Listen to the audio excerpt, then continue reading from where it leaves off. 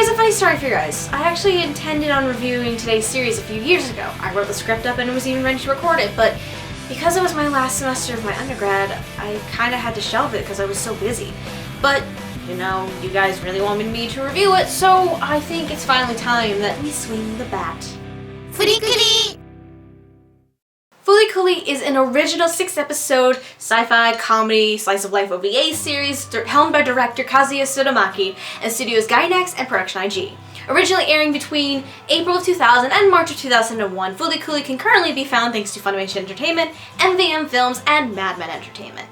Naota is a detached 6th grader afflicted by the pangs of puberty. He's fooling around with his brother's ex-girlfriend when a crazed girl on a Vespa runs him over, brains him with a bass guitar, and moves to his house. This pink-haired girl, Haruko, who claims she's an alien, hurls Naota into the middle of a mega corporation's secret agenda. Oh, and now giant battling robots shoot out from his skull. He's dead! This young boy is completely dead, just as Taro would be! But he's not Taro, like I said. If you've never heard of Studio Gainax before, then maybe you've heard of some of these shows. Let's see, Neon Genesis Evangelion, Gurren Lagann, and how about the fairly recent, Parentage Stalking What Garter Belt? No? Where the hell have you been? Gainax is well known for being one of the more out there studios in many ways, with their art style being one of the more prominent features for 2 big reasons. Reason number 1, Gainax sometimes likes to take inspiration from Western cartoons and adds that into the mix. A prime example here of this from Fooly Cooly is the South Park references. Reason number 2, Gainax has the reputation for having a mix of good animation and extremely sloppy animation when the budget runs dry. Both are displayed here with Fooly Cooly. Normally I harp on bad animation because it bugs me that much, but for some reason I can't do that with Fooly Cooly. Don't get me wrong, it still bugs the ever-loving crap out of me, but I can't badmouth it. Probably because the sloppy animation was used in all the right places as a stylistic choice. Sure, they still had budget issues, but they covered that problem fairly well, creating the right balance of animation use. As for the music, Fooly Cooly features songs from J-rock band The Pillows. I've been listening to a lot more J-pop and J-rock in recent months thanks to many anime themes, but it's still an odd choice because normally the series I watch either has orchestral soundtracks or J-pop tunes. However, this is a wonderful change of pace, and there isn't a single song I wouldn't want to pass up wasting hours trying to find. Ah, it's you, the Vespa woman! Why are you yelling? Hurry up and sit down. Hi. Sometimes fitting a story into a short amount of time can be rather difficult. Hell, there are 2 core series that even do this rather poorly. It's very rare to find something that manages to fit that story into a short span of time. One such show I think did this rather well was Pale Cocoon, and that's just a 20-minute OVA.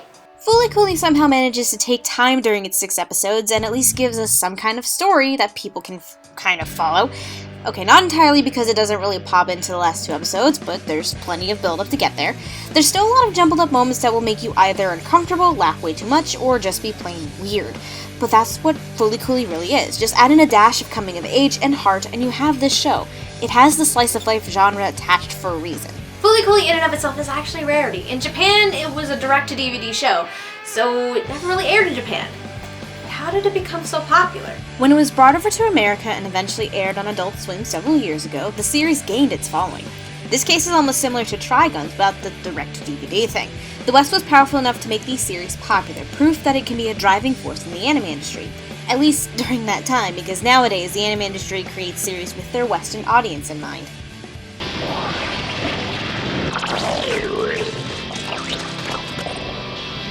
Restroom? Over there. With 6 episodes, you can imagine that's probably rather difficult to add some character development in there. But in that short span of time, we at least managed to get some development for characters in the right places. From Naota to Mamimi to Minamori, Fooly Cooly does take time to flesh out its characters. It's a wee bit rushed at points, but sometimes there are things you can't help when it comes to a short series, and you may have to take some liberties in some areas in order to salvage the rest. While Naota gets the most out of any character, this is his story after all, Haruko brings something new to the table that not many people may have seen before when this was originally released. Part silly, part weird, and even part villain. Haruko is what makes the series interesting, and Naota's fascination with her and what she brings in is what drives the story to its conclusion. Uh-oh! Hit it into the sky, don't hold back. Before he swings the bat, a real slugger imagines an arc inside his heart, arching directly to heaven. There! That star'd make a perfect target. Since Fooly Cooly is a short series, I actually got to watch both language tracks for a change. And I gotta say, I'm actually kind of confused. When I was watching it, I kind of noticed that the English dub kind of just went and copy-pasted the Japanese and their acting style and all that stuff over to the English dub. To me, it kind of gives off the sense of America being a little too lazy, but I can't really fault Fooly Cooly for it for two reasons. One, it's an early 2000s dub. Duh. And two, because of the overly bombastic nature of the show, it actually works in either language track. With the Japanese, there's solid performances from Jun Mizuki, Mayumi Shitani, Izumi Kasagi, and, well, a good amount of others. On the flip side of things, like I mentioned before, the English dub basically created a faithful adaptation of the original voice work and script, with voice work from Barbara Goodson as Nauta, Stephanie Shea as Mamimi, as well as work from Melissa Fon, David Lucas, Bob Marks, and Steve Kramer, making a rather diverse and fun cast. But there's still one other performance we simply can't ignore, that being Kari Walgren as Vespa woman Haruko. Similar to Johnny Young Bosch and Trigon's Vash, this role was her first in the voice acting game, and it's a wonderful one. Walgren gave a lot of energy to the character, and you can tell she had fun.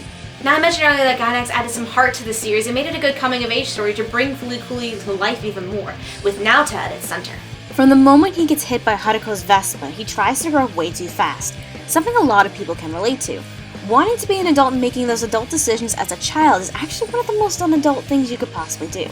Some people may think you're a know-it-all, or your parents may think you're trying way too hard to grow up, and that you should still be a kid. Everyone's going to take that theme and make of it what they will, but speaking from experience, I get what this little series is trying to say, and what it's saying is to be young while you still can.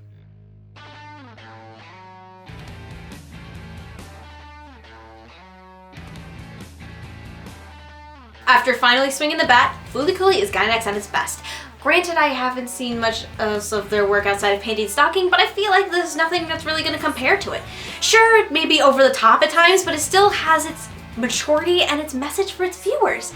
Despite a few flaws here and there, Fooly Cooly still holds up rather well today, and I can't recommend it enough. You can easily marathon in under 3 hours, and for anime newcomers, you get to see both anime's maturity as well as its insanity. Next time, we meet the Master of Life, so until then, otaku on my friends.